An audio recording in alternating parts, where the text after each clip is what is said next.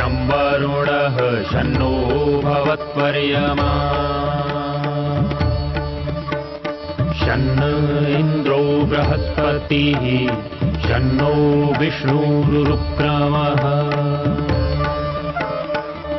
ॐ शान्ति शान्ति शान्तिः।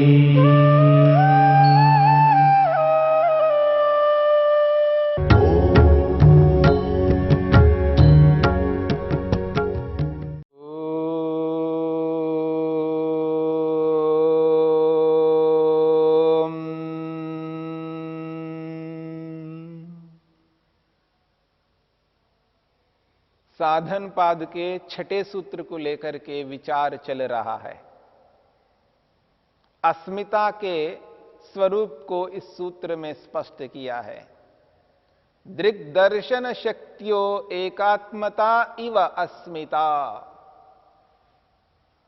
अस्मिता नामक क्लेश उसे कहते हैं जो दृक् शक्ति और दर्शन शक्ति, इन दोनों शक्तियों को एक शक्ति स्वीकार करना।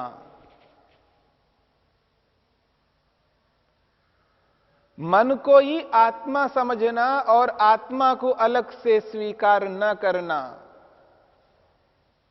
दोनों को एक मानना, यही अस्मिता नामक क्लेश है।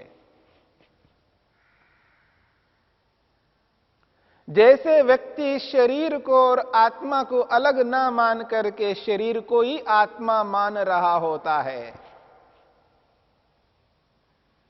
जिस प्रकार व्यक्ति दर्पण के मिरर के सामने खड़े होकर के जब शरीर को देखता है, शरीर को ही आत्मा मानता है, यानी आत्मा को और शरीर को अलग नहीं मानता है, इसको अस्मिता कहते हैं। ऐसे ही मन को और आत्मा को एक मानना, ये अस्मिता है। और जहां जहां व्यक्ति जड़ और चेतन को अलग ना करके एक मानने लगता है, तो समझ लेना वहीं अस्मिता नामक क्लेश कार्य करता है। और जहां ऐसा मानता है व्यक्ति, वहां पर जब उस जड़ पदार्थ में कोई कमी आ जाती है, उसमें टूट फूट हो जाती है या वो उसमें हरास हो जाता है, तो व्यक्ति बहुत दुखी होता है, कष्ट होता है व्यक्ति को। जैसे शरीर में कोई हानि हो जाए, शरीर कट जाए, शरीर में विकार उत्पन्न हो जाए, रोग आ जाए, शरीर जर्जर होने लग जाए, झुर्रियां पड़े, व्यक्ति को बड़ा कष्ट होता है, दुख होता है, क्योंकि आत्मा को और शरीर को अलग नहीं मानता, एक मानता है। बाल जैसे ही उसके सफेद होने लगते हैं तो व्यक्ति को कष्ट होने लगता है। वो ये समझता है कि मुझ में ये विकार आ रहा है, ये तो शरीर का विकार है। शरीर को और आत्मा को एक मान रहा होता है। तो जहां जड़ और चेतन को एक माना जाता है, तो समझ लेना वहां पर अस्मिता नामक क्लेश कार्य कर रहा है। और व्यक्ति भोगों में लिपटा हुआ रहता है, भोगों में आकंठ डूबा हुआ रहता है। उसको रूप, रस, गंध, स्पर्श, शब्द, संसार के ये विषय ही उसके लिए सर्वाधिक महत्व हो जाते हैं, और आत्मा परमात्मा उसके जीवन में ना के बराबर हो जाते हैं। जब अत्यंत दुख आ जाता है, अत्यंत कष्ट में पहुंचता है, तब जाकर के ईश्वर को स्मरण कर लेता है ताकि उस कष्ट से बच सकूं। उसके बाद तो ईश्वर उसके जीवन में नहीं रहता। जो व्यक्ति जड़ और चेतन को एक मान करके चलता है, उसके जीवन में दुख ही दुख रहता है। ऐसे इस दुख को हटाना है, दूर करना है। और जब भोग को हटाया जाता है, तब कैवल्य की स्थिति आ जाती है। अपने आप को केवल बना लेता है, केवल आत्मस्वरूप अपने आप को स्वीकार करने लगता है। और जड़ को अलग कर देता है। जो जो जड़ पदार्थ है उनको अपने से, आत्मा से अलग अनुभव करता है और जड़ को जड़ मान करके, स्वयं को चेतन मान करके वैसा ही व्यवहार करता है, तब उसको भोग नहीं होता है। स्वरूप प्रतिलंब हेतु, जब व्यक्ति को स्वरूप का बोध हो जाता है, आत्मस्वरूप का और जड़ के स्वरूप का बोध हो जाता है, उस स्थिति में तो कैवल्य ही हो जाता है। कुतो भोग इति, उस स्थिति में उसको भोग नहीं होता। उपनिषदों में आता है देव लोग भोग नहीं किया करते, वहां यह आता है देव लोग ना खाते हैं ना पीते हैं। वहां खाना पीना भोग के अर्थ में आया है। ऐसा नहीं है कि वो भोजन ही नहीं करते, वो पानी ही नहीं पीते। वहां खाना पीना, ये जो दो शब्द आए हैं, ये भोग के अर्थ में आए हैं। देव लोग यानी योगी लोग, आत्मवेत्ता लोग भोग नहीं किया करते हैं, उसका यही अभिप्राय है। क्योंकि वो अस्मिता नामक क्लेश से युक्त नहीं रहते हैं, वो जड़ मन को जड़ मन स्वीकार करते हैं। वो कभी ये नहीं कहते हैं कि मेरा मन नहीं मानता, कभी वो ये नहीं कहते हैं मेरा मन चला जा रहा है, रुक नहीं रहा है, क्योंकि मन को तो वो जड़ मानते हैं। वो ये कहते हैं मैंने मन को रोका, मैंने मन को रोका, मैंने मन को लगाया, मेरी इच्छा से ही मन लगा हुआ है, क्योंकि ये तो साधन है।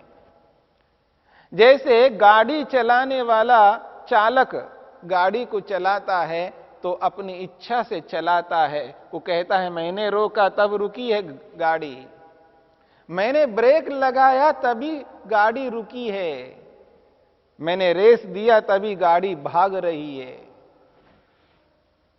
जब चाहे तब मैं इस गाड़ी को जैसा चलाऊं वैसा चला सकता हूं। आजकल बहुत सारे ऐसे लोग हैं, गाड़ियों को चलाने वाले इतने कर्तव्य करते हैं, आश्चर्य होता है। उनके नियंत्रण में ऐसा रहता है तो मानो कि पता नहीं वो क्या है।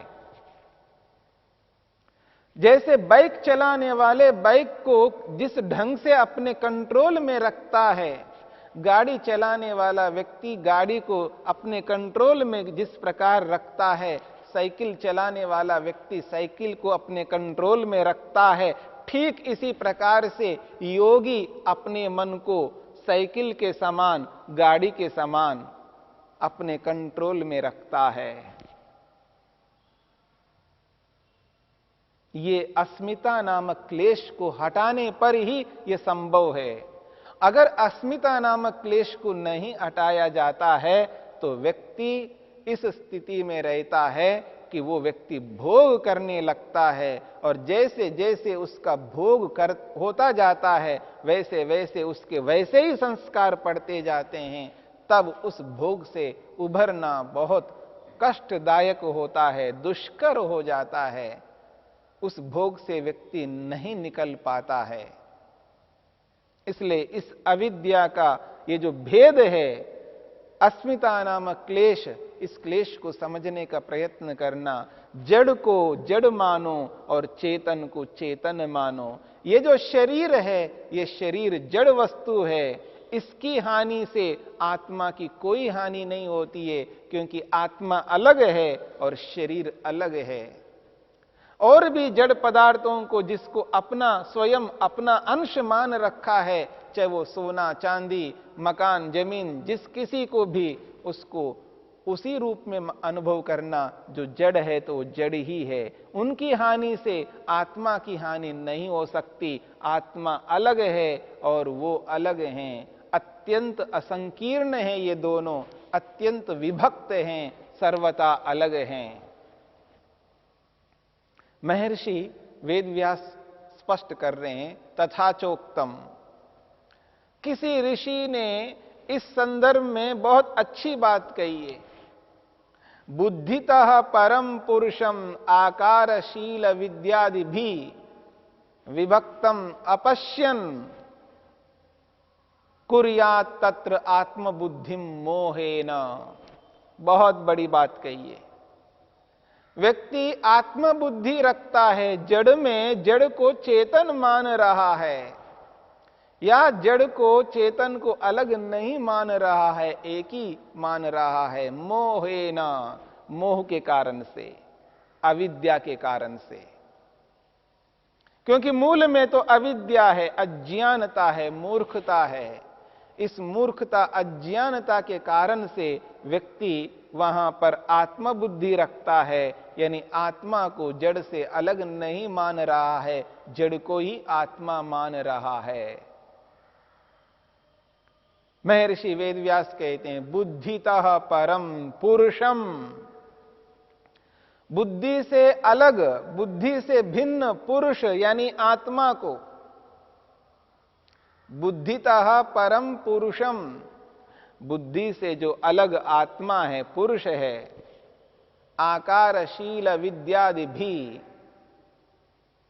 यहां आकार शब्द स्वभाव के अर्थ में आया है। आकार का मतलब ऐसा आकार नहीं है जिसके अंदर रूप रस गंध स्पर्श शब्द भार ये सब हो, ऐसे गुण तो आत्मा में नहीं है। आकार शब्द स्वरूप अर्थ के लिए आता है, स्वभाव के लिए आता है। ऐसा स्वभाव है आत्मा का जो ज्ञान है, विद्यादि भी कहा है। विद्या कहते हैं ज्ञान को। आत्मा के अंदर ज्ञान है, उसका अपना स्वभाव है, चेतन स्वभाव है, ज्ञातृत्व आत्मा के अंदर विद्यमान है। इसलिए कहा जा रहा है, ये जो ज्ञाता आत्मा है, जो इच्छा स्वरूप वाला है, प्रयत्न स्वरूप वाला है, प्रीति स्वरूप वाला है, दुख के प्रति द्वेष स्वरूप वाला है, ऐसे स्वरूपों से युक्त आत्मा को विभक्तम, ये बुद्धि से सर्वथा विभक्त है। ऐसे बुद्धि से विभक्त अलग इस आत्मा को अपश्यन, न देखता हुआ, कुर्यात् तत्र आत्मबुद्धिम मोहेन, मोह के कारण से, या मोह का मतलब अविद्या, इस अविद्या के कारण से, इस मूर्खता के कारण से व्यक्ति उस जड़ को ही आत्मा मान बैठा है। आत्मबुद्धिम कुर्यात्, वो आत्मबुद्धि उसमें रख रहा है। ये मोह कारण है, अविद्या कारण है। इस अविद्या के कारण से ही अस्मिता नामक क्लेश उत्पन्न होता है, क्योंकि वो ये अविद्या मूल है, जननी है, उत्पादक है। तो बुद्धि से अलग जो आत्मतत्व है, उस आत्मतत्व को और बुद्धि को, दोनों को एक मान करके जब तक चलता रहेगा, तब तक दुख सागर से बाहर नहीं निकल सकता। इस बात को समझने की चेष्टा करनी है। दृक् दर्शन शक्तियों एकात्मता इव अस्मिता। इस दृक् शक्ति और दर्शन शक्ति, इन दोनों को एक मान लेना, यही तो अस्मिता नामक क्लेश है। इससे छुटकारा तब प्राप्त हो सकता है जब व्यक्ति अविद्या को समझे, कारण को समझे।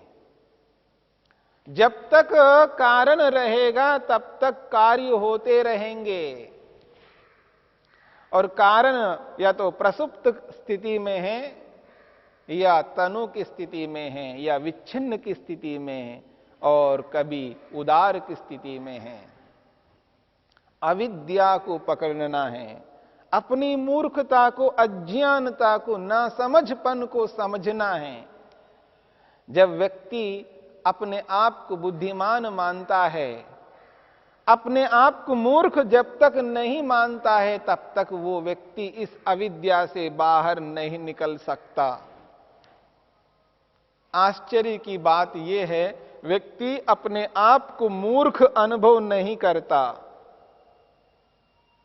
क्योंकि दुनिया में बहुत ऐसे पदार्थ हैं जिनके बारे में हमें जानकारी नहीं है। बहुत ऐसे पदार्थ हैं जिनके बारे में हमें गलत बोध है, गलत जानते हैं, उल्टा जानते हैं, क्योंकि हमें जानकारी प्राप्त नहीं हुई है। जैसे जैसे अपने आप को खोलते जाएंगे, अपने आप में एकाग्र होते जाएंगे, अपने आप को समझने लगते जाएंगे, तो उसके सामने खुलता जाएगा, उसकी अपनी मूर्खता उसके सामने आती जाएगी। तब व्यक्ति को एहसास होगा, हां, वास्तव में मैं अमुक अमुक अमुक विषयों में मूर्ख हूं। मेरा यह अभिप्राय नहीं है कि प्रत्येक विषय में मैं मूर्ख हूं। बहुत सारे विषय हैं जिनको मैं जानता हूं, समझता हूं, लोगों को जनाता हूं, पर जिनके बारे में नहीं जानता हूं, नहीं समझता हूं, उनके बारे में तो मूर्खता है, अज्ञानता है। उस अज्ञानता को, उस मूर्खता को पकड़ना है, तभी अविद्या समझ में आएगी। और अविद्या समझ में आते ही उस अविद्या को हटाने का प्रयास करेंगे, तब जाकर के उसका जो कार्य है, अस्मिता नामक क्लेश है, ये अपने आप हट जाएगा। कारण को हटाने पर कार्य हट जाता है। कारण को ना हटा करके कार्य को कितना ही हम रोके रखे। हां, तात्कालिक रूप में, प्रारंभिक स्थिति में हम किसी को कुछ समय के लिए दबा के रख सकते हैं, रोक सकते हैं, लेकिन सदा के लिए रोक नहीं सकते। सदा के लिए रोकना है तो कारण को रोकना है, कारण को पकड़ना है, मूल में प्रवेश करना है, उस मूल को अनुभव करना है, अपने आप में वो मूल विद्यमान है, ये एहसास करना है। जब व्यक्ति अपने आप को मूर्ख अनुभव करने लगता है तो समझ लेना उसका मोक्ष मार्ग खुलने लग जाएगा। मुक्ति का जो रास्ता है, ये जो श्रेय मार्ग है, वो खुलने लगता है। अभी तो बंद हुआ है, क्योंकि व्यक्ति अपने आप को मूर्ख अनुभव नहीं करता। हां, व्यक्ति सामने वाले को तो मूर्ख अनुभव करता है, अपने आप को मूर्ख अनुभव नहीं करता। यदि किसी कारण से अनुभव कर भी लेता है, अपने से अधिक मूर्ख सामने वाले को मानता है और उससे कम मूर्ख अपने आप को मानता है। इस मूर्खता को, इस अज्ञानता को अपने जीवन में से हटाना है। अविद्या को, कारण को हटाने पर ही ये जो कार्य रूपी अस्मिता है, ये भी हट जाएगी। इसलिए आत्मा को और जड़, इन दोनों पदार्थों को एक मानने की जो स्थिति है, इस स्थिति से ऊपर उभरना है। जब इस स्थिति से ऊपर उभरते हैं, तब हम मुक्ति को अनुभव कर पाएंगे, भोग से हट जाएंगे। और जैसे ही भोग हट जाता है तो योग प्रारंभ होता है। भोग की स्थिति में योग नहीं हो सकता, योग की स्थिति में भोग नहीं हो सकता। दोनों में एक स्थिति को रखना है, तो भोग को हटा करके योग को रखना है, तभी हम अपने लक्ष्य की ओर अग्रसर हो पाएंगे।